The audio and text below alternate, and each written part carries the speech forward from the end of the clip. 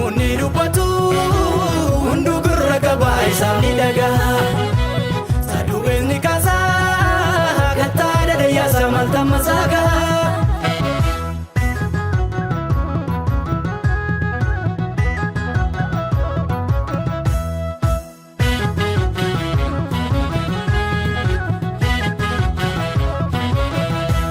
Harkisa addaamii duuti sanyii namaa hundumaa wal gahee.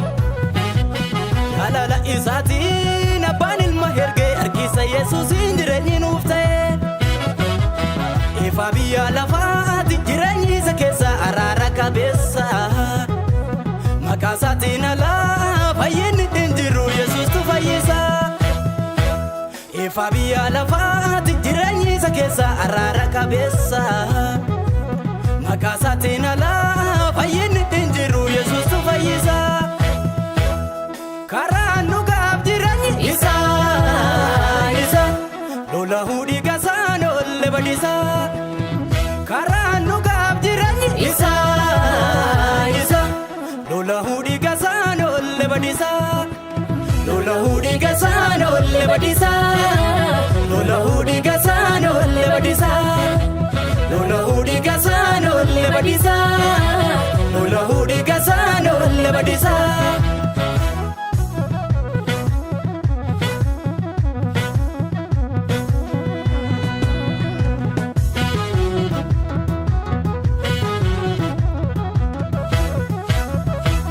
Warqi meetiin fedhu Yesuus ija jaalala galata gatinsa.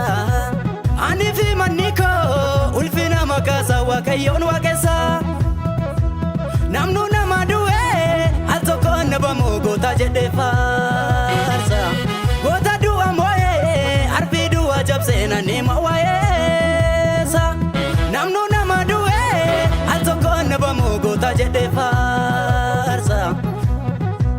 Goota du'a moo'ee arbii du'a cabsee nannima waa'eessa.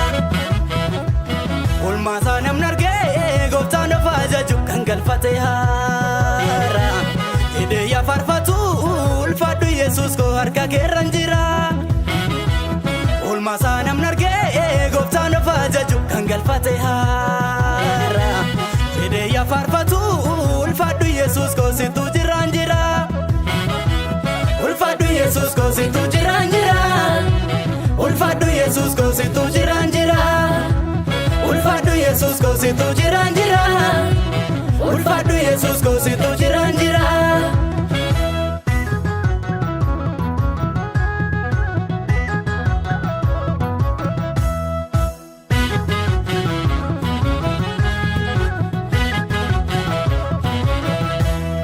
Qulqulluu qulqulluu jedhamee jajamaa baramaa baraatti. Bu'aa keenya jeesee